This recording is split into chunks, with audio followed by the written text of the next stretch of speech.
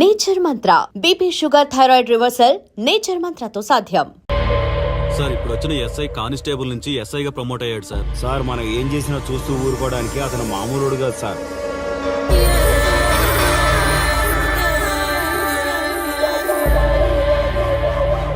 అతను మనకు అలవాటు అయ్యేంత వరకు మనం కొంచెం కంట్రోల్లో ఉందాం సార్. రేయ్, వార్నింగ్ ఇస్తున్నావా విషయం చెప్తున్నావా? సార్ మేమేం చెప్పినా మీ మంచి కోసమే సార్. దాన్ని తీసుకొచ్చేరా. మీరైనా చెప్పండి అమ్మా. పెళ్ళాంచేస్తే బాధపడ్డానికి, పోలీసోడంటే భయపడ్డానికి నా కొడుకు కామన్ మ్యాన్ కాదు, కాశీ చెప్పాడికి.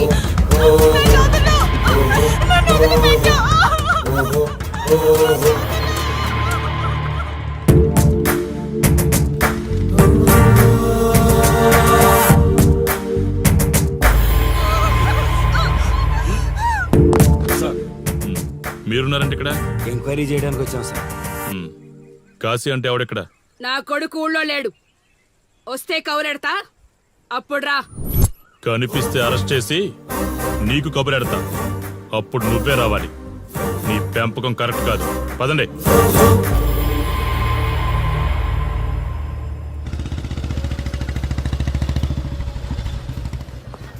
కాశీ ఎక్కడ? ఊళ్ళో లేడు. వస్తే స్టేషన్కి రమ్మని చెప్పు.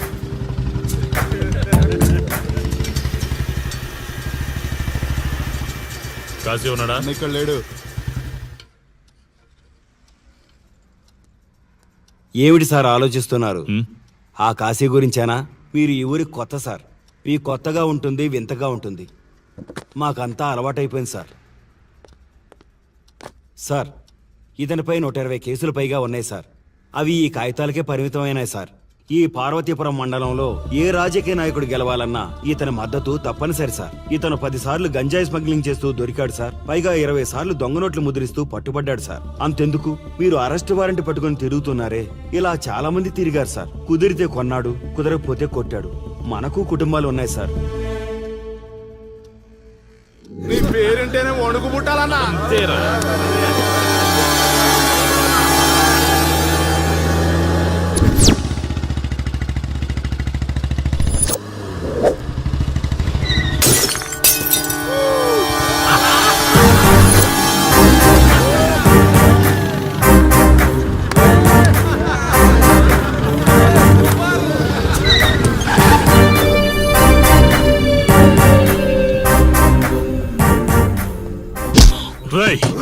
ఒళ్ళు బలిసిందా?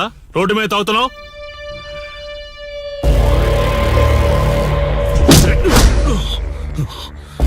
ఈ నర్సీపురం ఊర్లో కాశీ ఒంటి మీద చెయ్యేసావంటే కార్తికి టికెట్ కన్ఫర్మ్ అయినట్టే. కరెక్ట్ గా దొరికావురా.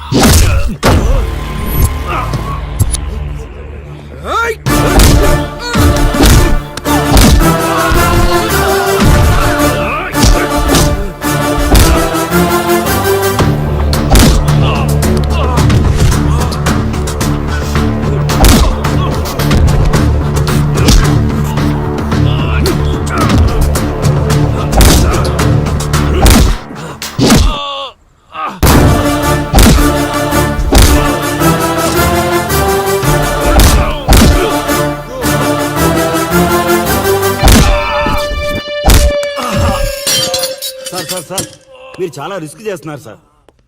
నేను డ్యూటీ చేస్తున్నాను. 3 రోజులు గవర్నమెంట్ హాలిడేస్. నేను వైజాగ్ వెళ్తున్నాను. కాశీ అంటే భయపడే వాళ్ళని ఇంటికెళ్ళి భజన చేసుకోమని చెప్పండి. తిరిగి వచ్చాక వాడిని కోర్టులో ప్రొడ్యూస్ చేస్తాను. వాడిని వదిలే ప్రసక్తే లేదు.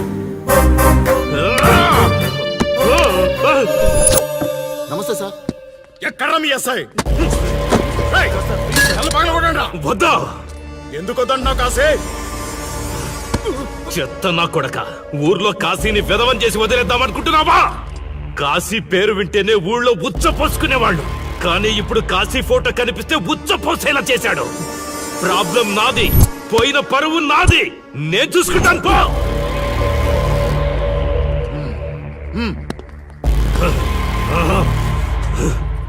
చైత్ర, స్టేషన్కి వెళ్ళొస్తాను.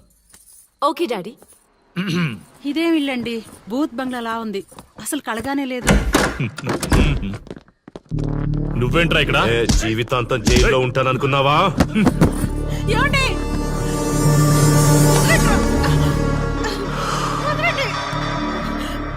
ఇంట్లో అసలు అందమే లేదురా. రాయ్, ఏంట్రా వాగుతున్నావు? డాడీ ఏమండి? చైత్ర హే, నా డాడీని వదలండి వదలండి వదలండి. ఒక్క నిమిషం ముందు అబద్ధం చెప్పాన్రా.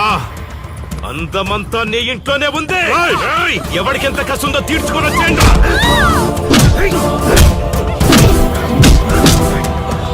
ఏమండి? ఏమండి? చైత్ర అండి చైత్ర అండి. డాడీ డాడీ వదలు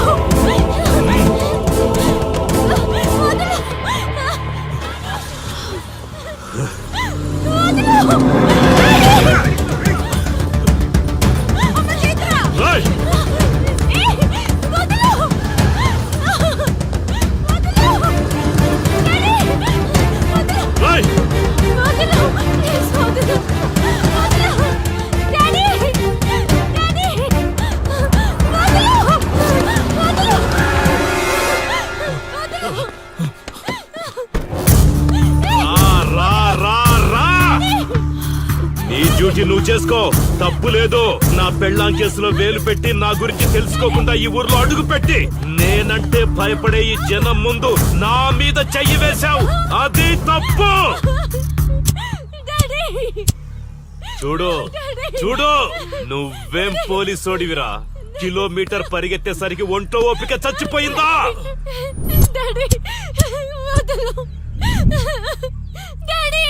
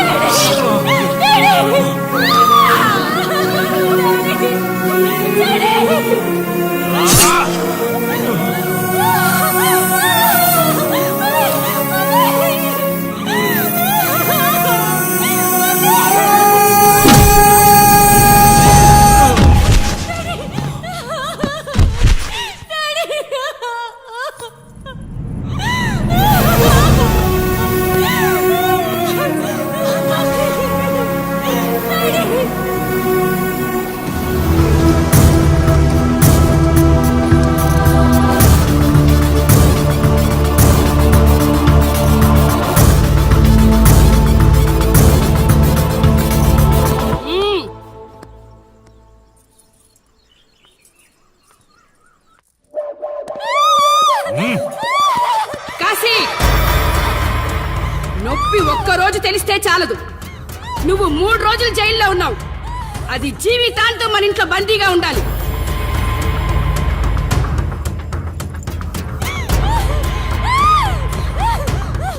కట్రా తాళి. ఎక్కడికి పోతావే?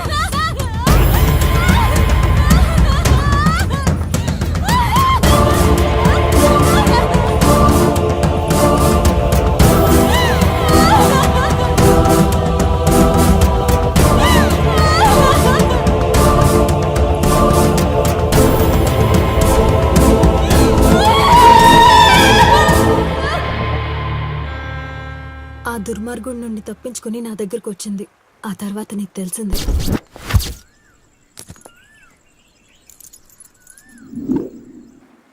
ఇంతకీ ఏ ఊరన్నావు? అదేదో పార్వతీపురం దగ్గర నరసీపురం అటబా, అంతేనా? ఒరే శర్మ గారు, ప్రయాణానికి సిద్ధం చేయరా.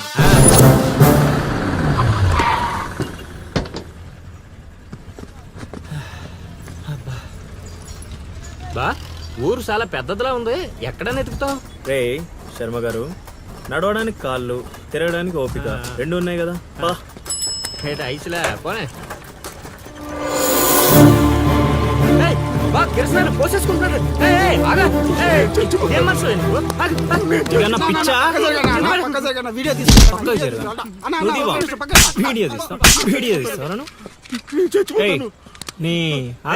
మాట్లాడుతున్నాడు కదా, ఆగలేవా? అసలు నీ ప్రాబ్లం ఏంటి?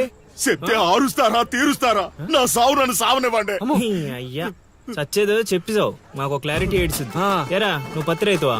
కాదు, వరి రైతుని. వరికి పురుగు పట్టిందా? కాదు, పంట కూడా బానే పండింది, డబ్బు కూడా చేతికొచ్చింది. పంట పండితే పండగ చేసుకోవాలి, ఈ సావులేంట్రా? బావా, నువ్వేం డీల్ చెయ్యి, నేను వెళ్ళి చైత్ర గురించి తెలుసుకొని వస్తాను. ఇప్పుడు చెప్పు అంకుల్, ఏంటి నీ ప్రాబ్లం? నేను కాడ అప్పు తీసుకున్నాను. డబ్బులు వచ్చాయన్నావు కదా, ఇచ్చేయి. ఇచ్చేద్దామని నిన్ను అనుకున్నాను ఆడసలు పుచ్చుకోనే లేదు. ఎందుకు వడ్డీ ఎక్కువైందా? వడ్డీ మాట పక్కన ఉంచేయ్. ఆడ అసలే వద్దన్నాడు. మంచిదేగా, డబ్బులు మిగిలాయి. ఆ, ఏటి మిగిలేది? సిక్కంతా ఇక్కడే ఉంది. ఊరు అమ్మోరు పండుగ మొదలై 3 రోజులు అయింది. అయితే ఏటైతే ఆడి దగ్గర అప్పు తీసుకున్న వాళ్ళందరి ఇంటి ముందుని రోజుకు ఒక డ్రామా వేస్తున్నాడు. అదిగో టెంట్ కూడా రెడీ అయిపోయినది. టెంట్ వేస్తే? అది నీకు టెంట్ లాగా ఉందా, నాకు పాళ్ళలాగా ఉంది. ఆ? అర్థం కాలేదా? రా చూద్దుగానే. అదిగో చూడు, ఇదిగో ఇది పరిస్థితి. నేను నీడి ఇంటి ముందు వేసినారు, ఇవాళ నా ఇంటి ముందు వేస్తున్నారు. ఏవే ఆ కిరసనాల డబ్బా అటుకురా. ఎవడరా బాబు, జనాలు సావక ముందనే సమాధులు ఎక్కిస్తున్నాడు. ఎందరెందరో మహానుభావులను పొట్టన పెట్టుకున్నావు శ్మశానమా, నీకు ఇసుమంతైనను జాలి లేదా? ఎన్నో ఏండ్లు గతించిపోయినవి కానీ ఈ శ్మశాన స్థలం కన్నులు వచ్చిన మందభాగ్యుడు ఒక్కడైనను లేచిరాడు. చల ఆహా హార్మోనియం పద్యం రక్తి కట్టే సమయంలో దగ్గి డిస్టర్బ్ చేసావు కదరా ఎద్దవ్వా. వంకెతకలేనమ్మా డొంకెట్టుకు ఎలాడిందట. పద్యం మర్చిపోయినని ఒప్పుకోవచ్చు కదా. సాంఘిక నాటకాల హీరోయిన్ ఇంత గొప్ప హరిశ్చంద్ర నాటకములో నా పక్క చంద్రమతి వేషమంటే మాటలా, నాకే కౌంటరా? పద్మశ్రీ అయ్యగారు తాళాల దగ్గర ఇచ్చమంటారా? టైం కాదురా, నే చెప్తాగా. ముందా మంచినీళ్లు, గొంతు శృతి చేసుకోవాలి. గురుగారు యాదవ సేతురం కాకపోతే రిహార్సల్స్ కూడా ఈ గెటప్లు ఏంటండి? ఒరే హార్మోనిస్టు, వేషం పడకపోతే పద్యానికి గొంతు పెగలదురా. మొదలెట్టండి.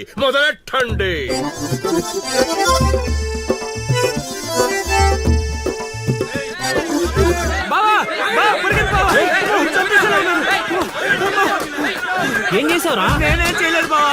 ఈ ఊళ్ళో చైత్ర అనే అమ్మాయి ఉంది, మీకు తెలుసా అని అడిగా. అంతే, చైత్ర అంటే చిత్ర అని వినిపించిందట. దాని పిల్లవట బావా. అరే శర్మగా, నీ ఎంత పని చేశారా? చైత్రాన్ని చిత్ర అనుకుంటేనే 10 కిలోమీటర్లు పరిగెత్తించారు బావా. ఇంకా నయం, డైరెక్ట్ గా వెళ్ళా కాశీగాడిని అడగలేదు. కూర్చోబడిపోతుంది బావా. చైత్రను వెతికి రూట్ ఇది కాదురా. మరేంటో తమరే చెప్పండి బాబా.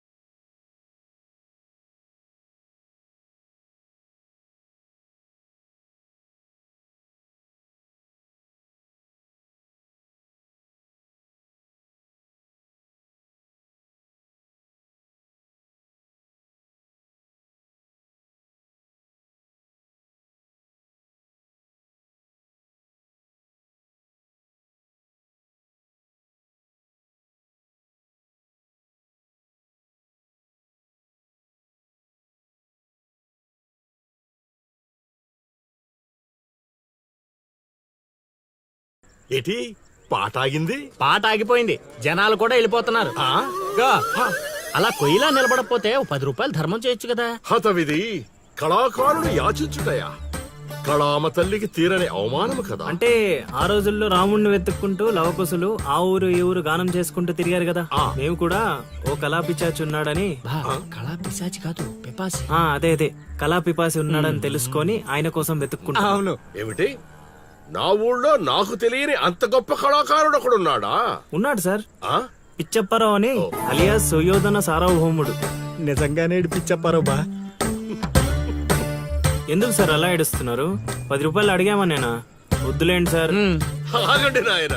మీరేటండి, అసలే మాకు టైం లేదు. పక్క వీధికి వెళ్ళి అడుక్కోవాలి. నీకు అవసరం లేదు నాయన. ఈ రోజు మొత్తం కలెక్షన్ మీరే ఇచ్చేస్తారా? కాదు నాయన, మీరు వెతుకుతున్న ఆ పిచ్చి అప్పారావు అలియా సుయోధన సార్వభౌముణ్ణి నేనే నాయన.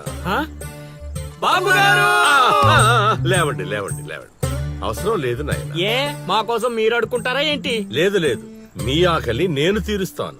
ఒరే పద్మశ్రీ, అయ్యగారు తాళాలు తగిలించమంటారా? ఇప్పుడు కాదురా, ఇంకా దానికి టైం ఉంది. ముందు వాళ్ళ దగ్గరున్న వాయిద్యాలు తీసుకో. ఇప్పుడు వాళ్ళు మన అతిథులు, అర్థమైందా? రా. ఇంతకీ మన దేవురు నాయనా? సిల్కలూరుపేట. ఓహో, అవును, అక్కడ కళాకారులు ఎక్కువే. అవునవును, అక్కడ అన్ని రకాల కళాకారులు ఎక్కువే. అవును, ఈ లవకుశులుగానే ఎందుకు చేయాలనుకున్నారు? ఏ రాముడు కృష్ణుడు చేయొచ్చుగా. అంటే చిన్నప్పటి నుంచి అలవాటు చేసుకున్నాను సార్. వయసు పెరిగిన కొద్దీ మీసాలు గడ్డాలు పెరిగిపోయాయి. అవునండి, వాటికి ఎరువులు వేయాల్సిన అవసరం గానీ నీళ్లు పోయాల్సిన అవసరం గానీ ఉండదు కదండి, వాటంతటో పెరుగుతుంటాయి. అవునయ్యో, ఈ ఊరంతా నా కళకు అభిమానులే. నా అంత గొప్ప కళాకారుడు కావాలంటే మీరు కూడా నాతో ఉండిపోండి. సార్ ఆ ఇల్లు ఎవరిది సార్? ఏది? అదా కాశీ అని మా బంధువుల ఇల్లే. ఓహో. అదిగో ఎదురుగా వస్తోంది అమ్మవారి ఊరేగింపు, ఆ ఇంటికే వెళుతోంది. చూడు బాబు, ఇదే మా ఇల్లు. ఈ కళాపిపాసి ఆహ్వానాన్ని స్వీకరించండి. రండి. సార్ ఇవన్నీ మీకొచ్చినవేనా సార్? కొన్ని తెచ్చి పెట్టుకుంటే నీకు కూడా వస్తాయి బాబు. పార్వతి, కళని కళాకారుల్ని అవమానిస్తున్నావు. అలా అనే కదా బంగారు ప్రాసుల్ని కాస్త దాన్ని ప్రాసులు చేసేశారు. ఆ ధాన్యాన్ని బియ్యం చేసి తింటేనే కదమ్మా బంగారమైన సంపాదించగలం, లేదా బంగారంలో బతకగలం. సహబాష్ సహబాష్, నీ మాటతోనైనా కొందరి కళ్ళు తెరుచుకోవాలి. అన్నట్టు వీళ్ళు ఆ అర్థమైంది. ఏమే, ఇంకో ఇద్దరు కంట వండి పడే తినిపోతారు. సత్రంలో తయారైంది కొంప. ఇది 1980లో వచ్చింది, ఇది 90లో వచ్చింది. సార్ ఇవన్నీ మనకొచ్చినవని చెప్పుకోకపోతే బతకలేం సార్.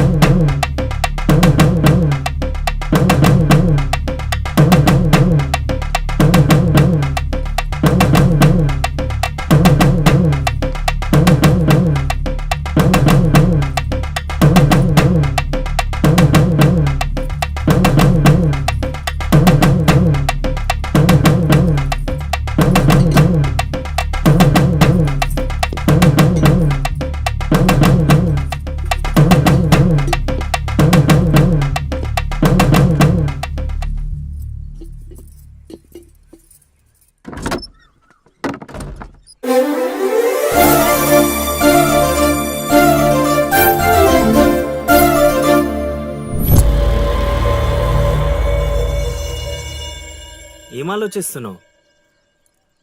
వెళ్ళిపోదాం పద ఇక్కడి నుంచి. ఎక్కడికి? మన ఊరికి. నాకే ఊరు లేదు.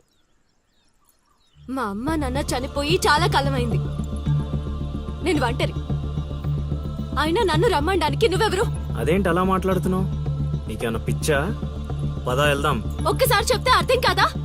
అయినా నీకు నాకు ఏంటి సంబంధం? ఏంటి సంబంధమా? ఒంటరి అన్నావు కదా, అదే ఒంటరిగా ఉన్నప్పుడు నీ మనసును అడుగు. నేను నిన్నెంత ప్రేమిస్తున్నానో నువ్వు నన్ను అంతే ప్రేమిస్తున్నావు అని అదే చెప్తుంది.